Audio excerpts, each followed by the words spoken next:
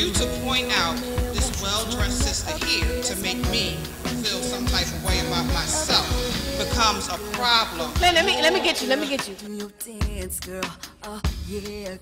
Reason I have never said I do is because I don't. I've been married, and I couldn't sign up for bad sex. Let's drive.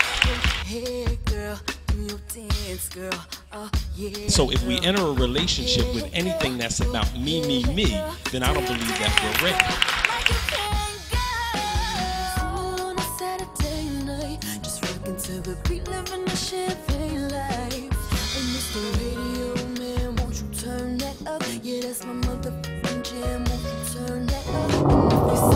Hey, you are now watching Single on a Saturday Night. Single on a Saturday Night is not just for single people, no matter what people say, oh, I'm in a relationship. So what? You're in a relationship, but you're not married. It's still for you. And even if you are married, you have to keep talking to us. We have to keep conversating. Come on out, join us every fourth Saturday. TGI Fridays, 4000 City Ave. We have a good old time. But let me get into the show. I'm Shelly Williams, single, never been married, no children, but I have finally come to the conclusion that I want to be married and I want a child and I'm going to have it. And who says I can't? God said I can. Now, and what? Yeah, what? Well, all right now, Shelly. I'm Tina Diamond Girl, the most desired for your upscale events in the tri-state area. And I'm single, sexy, and dating. Yes, single, sexy, and dating. I'm Dr. David Pulley, the soulmate specialist and owner of Diamonds and Rough Consulting. And I'm single but not available, and I have a special lady in my life. Woo! I'm David Scott, single, proud father of 2 girls. That's the toughest thing to do is raise 2 girls. I'll let y'all know that. Not available, but I'm still negotiating. Okay. These contracts that went out the window so many times. Well, you know what? I contribute this to, he's a man. That's it. We talk about so many men and what they're going through. His status is just confused with everybody else. He's a man. Well, my status is not confusion. I am Danielle, never said I do because I don't. Patterson. I am single, always dating, always available, depend upon available for what, you know, depends upon. But mostly they can't tie me down because I ain't the man that's ready, willing, and able to handle all of this right here. That's right. I don't know. Huh? I'm thinking about it. I think we're gonna meet him on the SOSN cruise. The cruise! Yes, let's talk about the cruise. Where are we cruising to? We are sailing to the beautiful island of Bermuda. Ooh. And it's my favorite island because they only got 1% of, population unemployment, so they ain't out there begging like all them other islands. But anyway, yeah, so that's why I don't want to go to the begging islands. I don't know. I want to go to upscale islands. And we are sailing out of Baltimore on October the 25th of 2015, and we are arriving back on Halloween. So you can still come back and maybe, have some treats with the trick you picked up on the cruise. I don't know. But what you can do is you can contact Tracy Hanton. Look it up on singleonasaturdaynighttv.com. Make sure that you are ready. Deposits are due to hold your cabin by November 21st. Yeah, we got about a month to do it, people. Who don't have $50, $100? Come on, it's not that deep. $875 a person. It includes all of your port fees, tax, title, cruise, and most importantly, trip insurance. Because if you know, like I know, anything can go wrong when you think you're trying to get on that cruise. And if you want to go by yourself because you need the bed, all by yourself because some things might go down, it's $1,600. So don't forget to hit us up, Single on Saturday Night TV, and come out and cruise on the Carnival Pride. I love that boat. I've been on it like 5 times. It's only 3,000 people on the boat, and by the time you come back, you're gonna know 2,999 of them. So hit us up. It's a fabulous time. I'm excited about the cruise. It's something I've always wanted to do. It's like the one thing I keep saying I want to go on a cruise. So Tracy, you hooked it up for us. I appreciate it, and I'm ready to go. Wait a minute. She give me the look. No, we ain't getting you behind the Baltimore. You gonna get to yourself. Sorry. I'm just saying. Okay, well, Baltimore is easy. That's like, what, hour, 2 hours away. It doesn't matter. We're going to Baltimore. We just get on, we go, and we go on a cruise, and we have a good time. I'm excited. We're going to have fun. Yes, I'm very excited. But I'm really do I want a double? Do I want a single? I'm sorry, 16. I'm getting a double, so whoever wants a double, let's do doubles, because I can't, I don't know. See, I might be one of the people that need a single. Okay. I don't. Well, maybe I should book a double just for me, and during the time I got a whole year to find somebody to go with me. Okay. And then make him pay for the whole thing that I paid for all year. It's plenty of time. I You don't can do want to this. bring no sand to the beach. Ain't that what they say? I don't want to bring nobody to the beach. I ain't trying to bring Dexter down in Bermuda. I ain't trying to meet him because you know what? Somebody got to carry my stuff. My hip hurt, my knee hurt, my leg hurt. Somebody got to carry something and go bring me drinks from the bar. Okay, well there you go. I'm going. It might be you because you don't drink. So I'm just saying. Ooh, you know what? One that was great on the Carnival. That's the reason they call it the fun ship. They had this all-you-can-drink package. It's really great. It's only like $150 for all them days. All you can drink. Because I can drink that much. I'm just saying.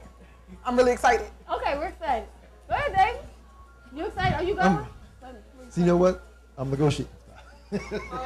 Just like a man, he doesn't want to commit even to a trip. What is wrong? It's Well, hard. that's why Just there's like, never men when we go anywhere. You ever notice that? Whenever, and I'm not just talking about vacations and things. The girls sit around and go, yeah, girl, we going to sail away. We going to go to the Bahamas. We going to meet Dexter on the beach of Jamaica. Well, the reason that we meeting Dexter and not David is because David still sitting at home going, yeah, man, I don't know. You think you want to go? I don't know. You think maybe you put your deposit down? No. What day is it? They leave. What day they leaving?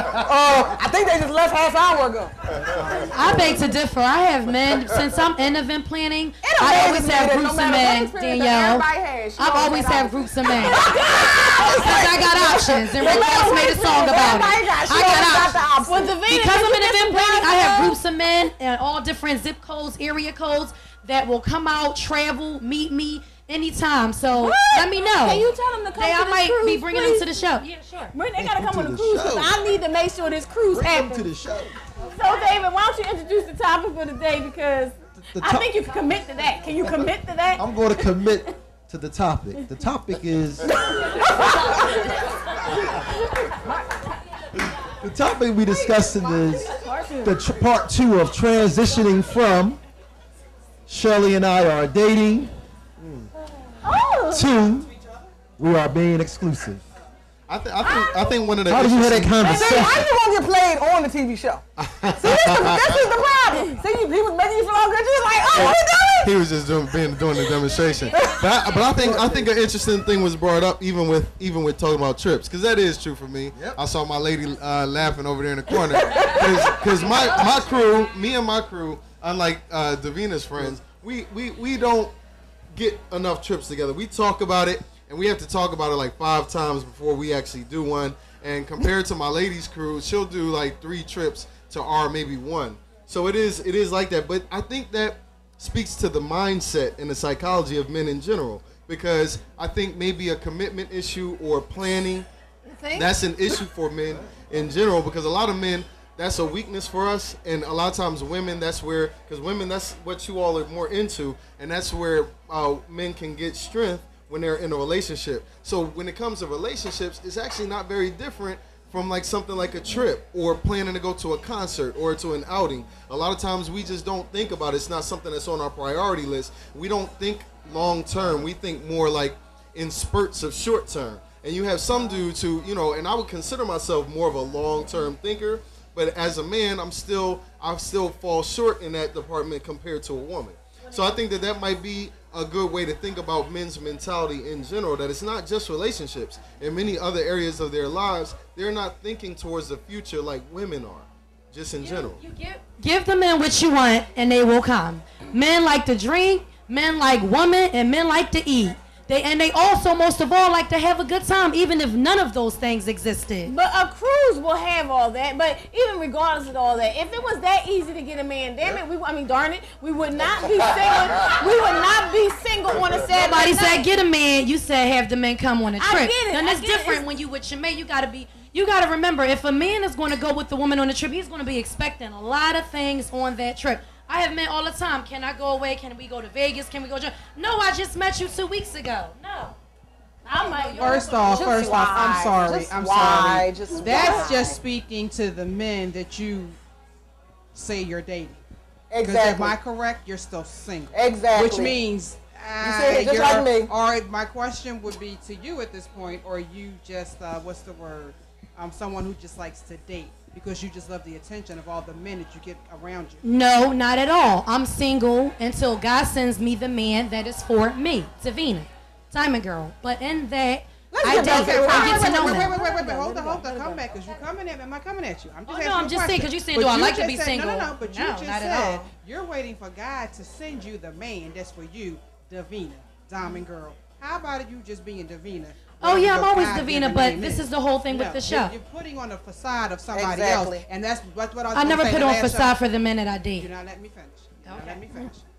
First off, you gotta get to the point of exclusivity to say that you are dating. If you're out there, if you're being exclusive with someone, what you're saying to me is, correct me if I'm wrong, you just like the attention that you get from dating. So that way you have a bunch of men on your heel, your tip, whatever. No, it comes with the business. Okay, so that's the business. Let me talk to you real, Davina Lloyd. Okay. What are we talking about? You only talking about Davina, Diamond Girl.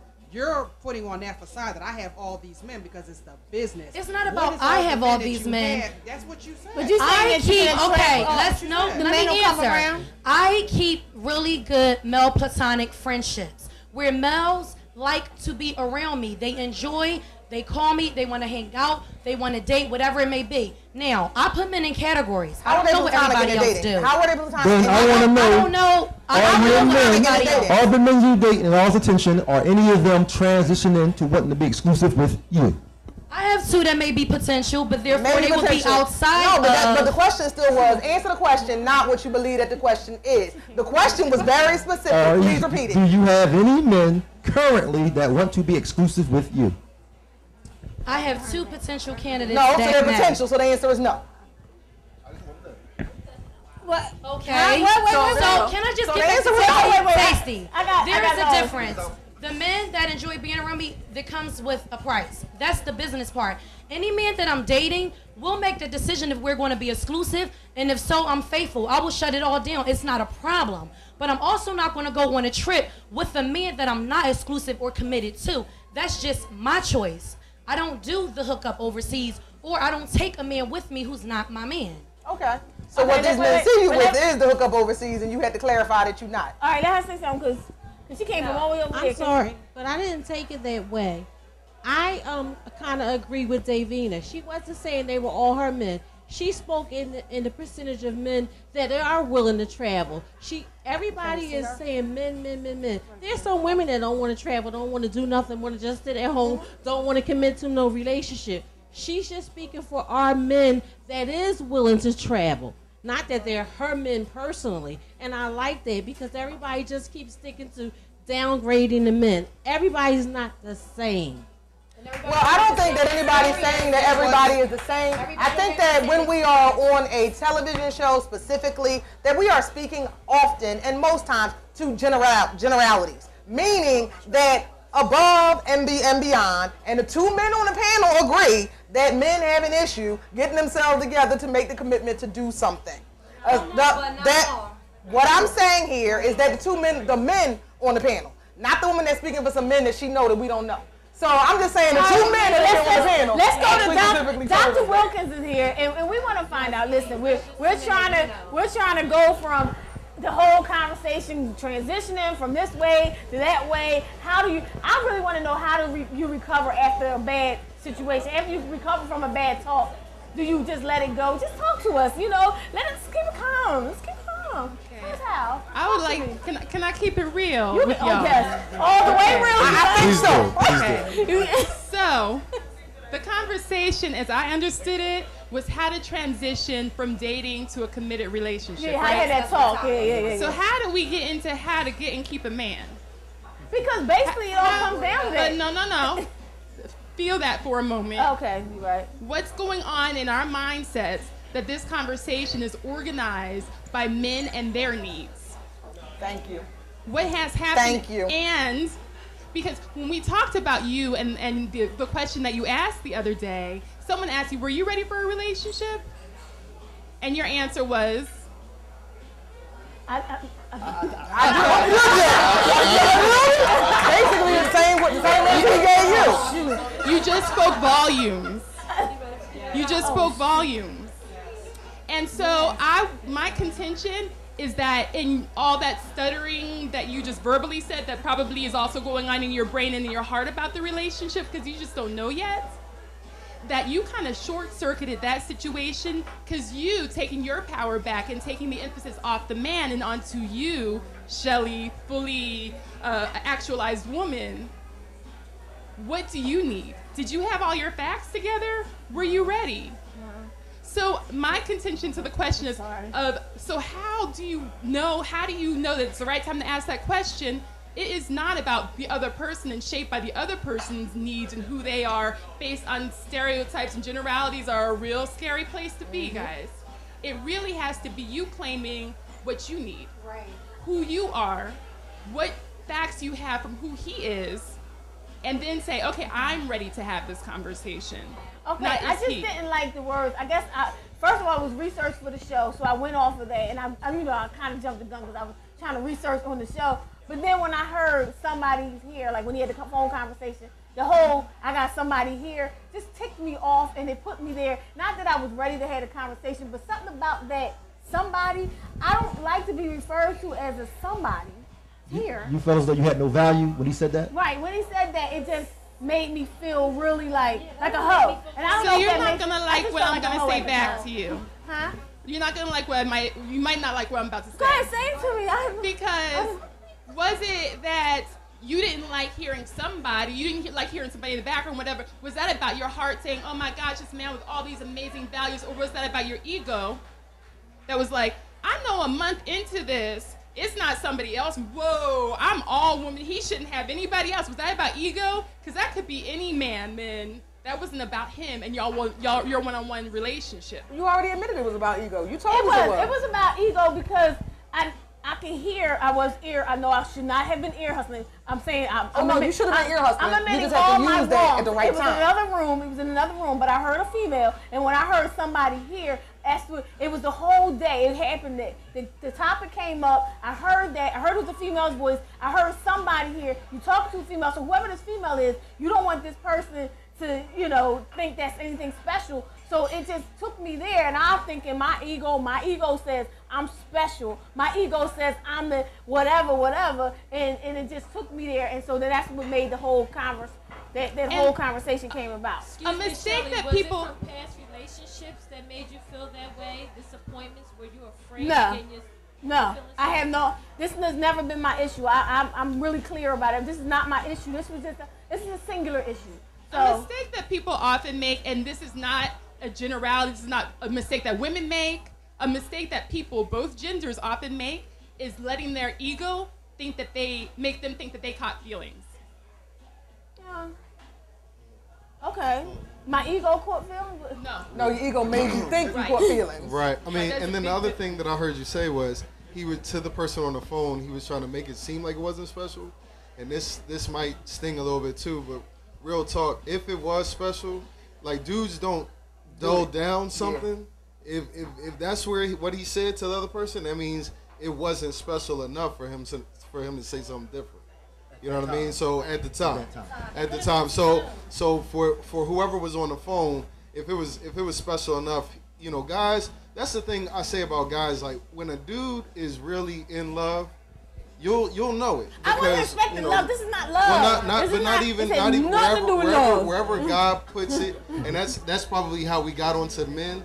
But because to me, a guy, you can more so take a guy's feelings to the bank if he gets into them, because most men don't even go there. So if they get into their feelings, you can more so take their feelings to the bank because they allow themselves to even go there when most men do not. And more mature men are willing to take risks immediate compared to men that are still in development of their overall maturity.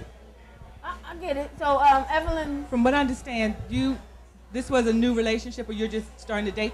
You're just starting to date this guy. Yeah, it was new. It was new. It really. We've established that it really wasn't the right timing. I just was trying to. Okay, but look at it from the person that he was talking to on the phone. He said, "I have somebody here," which let that female know, I have another female here. So maybe that was a way of letting him know I have a relationship that may be possible. Could it have been that way, other than just saying you're just somebody? Well, I didn't have to take it negative. It could have been like, I could take it as, yeah, he is telling that person I got somebody. I mean, Look at it in a more positive light. I could have taken it positively, but my ego got the best of me. Okay, you have a talk with your ego and tell your ego to calm down because your ego may be blocking some things for you. You're right. Once I cried the next day, no, listen, because my ego got the best of me. I did have to cry, like, oh God, I gotta play. You know, I did. I'm not gonna lie. My emotions got the best of me. I did have a cry. I felt better after I got my cry out, but I feel better now. We've had a conversation. I've had a conversation with him after this, and he explained the corner, everything he just said. You backed me into a corner, and that's not where I am right now. Not meaning I don't want to go there, but you just put me there right now. That's not what, so. It's still kind of early. It was an early conversation. It was show topic. It was research. So the initial answer of when is the time still has not get answered. All we know is when is the time is apparently not when they backed in the corner and can feel some type of way. But that seemed like anytime you're talking to a man. I don't know. So and then is that the answer to the question? Yeah, so was that the answer to the question? The answer to the question is when is the time to propose and to move it? The answer to the question is when are you ready? Exactly. It has nothing to do with backing them in the corner and how to do it and the strategies and trying to mind read and figure out what all men based on you. Shelve all that. Are you ready to have the conversation? And if your heart and your mind and everything's telling you, okay, I'm ready because I'm not invested in this, then you proceed accordingly and roll with the punches, however they shake out. Shelly, you know what? The best advice my grandmother ever gave me was this. You know, when I had these girlfriends that was going through all this stuff and, you know, this and that and other thing, my grandmother told me, Boone, that's right, they call me Boone. Don't nobody know what's going on between that man and that woman except that man and that woman. And as a result, I'm the girlfriend. If you like it, I love it. You hate him, I can't stand him. And I don't hold no, like you, so this is all gonna happen tomorrow. I meet him and smile right in his face.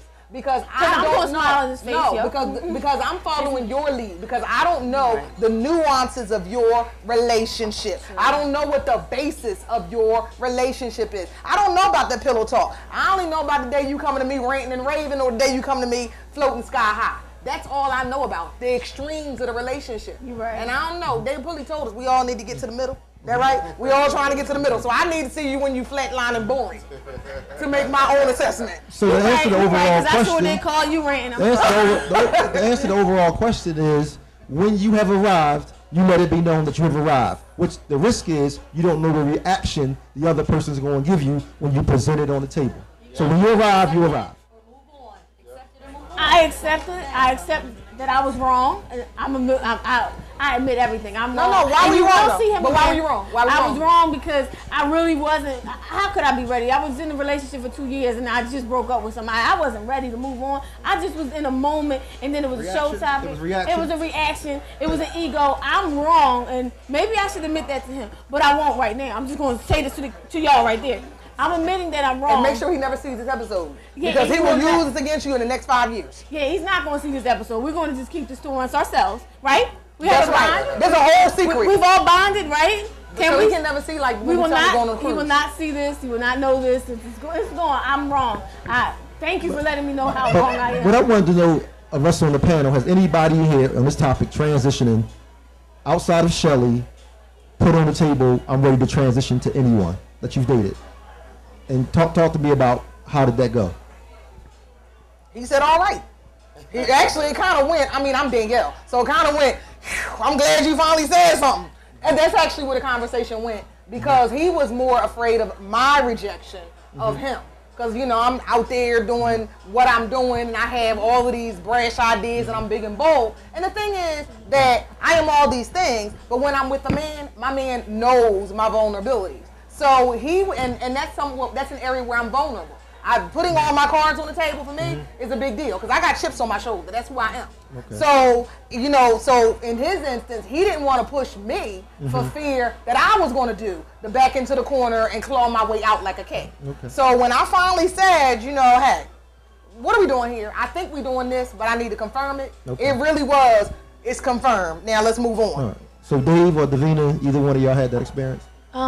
Not exactly, but I've had a couple of men, but one in particular tell me that he wanted to be exclusive. He only wanted to date me. He didn't want me to date anybody else. But I chose not to because he wasn't ready. He was ready for our relationship, but he wasn't really mentally as a man that I know will be good for me in my life. I felt as though there's some things that he still needed to do in his life, so I chose not to be in that relationship until he grow as a man and some things he needs to fix in his life. But that was just my choice, and he was very upset. But you know.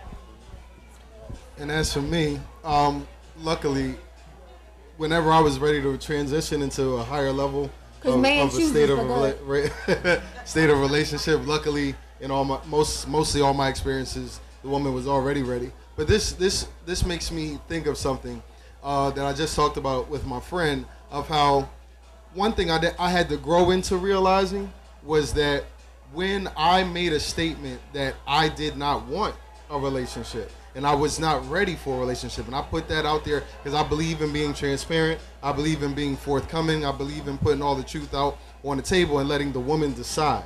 I believe in that, and whether she's ready or not, let her figure that out. So I have put that out there, and I've been told, oh, I don't want it either, I'm not ready either, right? So when I was younger, I would be like, okay, let's kick it then, we'll kick it. And then when it didn't go well, because eventually she wanted to be in something, it was blamed on me, like, Dave, you know better. And I came to realize I didn't understand why I was always expected to know better when I was being told that she didn't want it either, right? So then I realized it's because my experience is a little different from some of the men that I've talked to in my circles, where for me, most women want to go there with me, whereas I have some male friends who they actually want the woman to get there, but she's not there. And I thought, okay, in my experience, if they say that they don't want to go there, that some of them are they're being honest and we'll just kick it. But eventually, it was always my fault somehow because I should have known better. But it's not so much that I should have known better as a man. I take that for myself, but also men's experiences, as some people said, men's experiences are different. So for me, it might have been my fault, or the responsibility may have been mine. But for some other dude, he might be able to kick it because that woman might not want to go there with him. So experientially, we need to think about not only how men have different experiences, but how each man and woman need to figure out for themselves not only what they want, but what their history tells them about what tends to happen in their relationships. Well, we have about 1 more minute. Go ahead, Christopher. I think, if anything, one concept that should be universally agreed upon is value. How you value a person, how you value that person's time, what you put into them, what they put into you. Men tend to think on return on investment. If you're going to put time, effort, energy, whether it's hours on the phone, dates, dinner, bills, whatever, and you know that you've made those decisions because you felt like you see a future with that person, you see value in that person.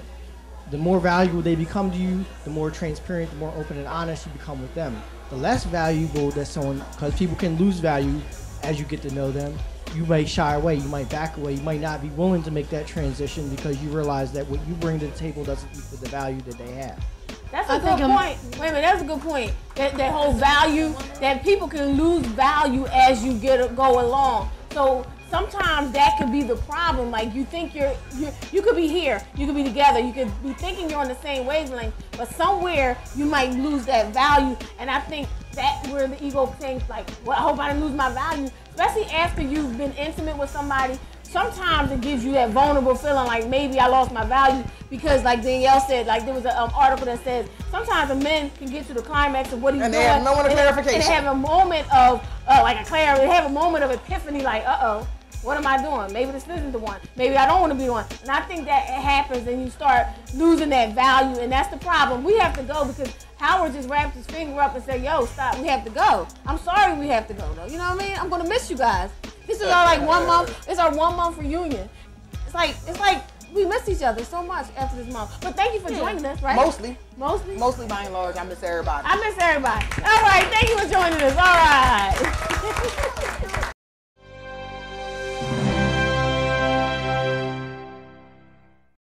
Home fire relief services provided by our local Red Cross are funded exclusively by private donations.